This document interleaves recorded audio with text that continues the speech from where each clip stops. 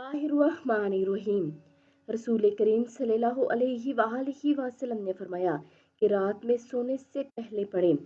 जो शख्स बिस्तर पर जाते वक्त 3 बार ये कलमात मुबारक पढ़ता है तो उसके गुनाह बख्श दिए जाते हैं, अगरचे समंदर की जाग के बराबर क्यों ना हो, या रेत के टीले, या दरख्त के पत्तों के, या बदिन के अयाम के बराबर, या दुनिया के अयाम के बराबर हो। वो कलमात मुबारक क्या हैं? अस्तगफिरुल्लाहल अज़ीमल्लज़ी ला इलाहा हुवल हय्युल क़य्यूम व अतूबु इलैह। तर्जमा है इसका कि मैं अल्लाह ताला अज़मत वाले से बख्शिश मांगता हूँ और इसके सिवा कोई माबूद नहीं, वो जिंदा कायम रखने वाला, और मैं इसकी बारगाह में तौबा करता हूँ। तो आप सब भी कसरत के साथ इस दुआ को पढ़ा करें।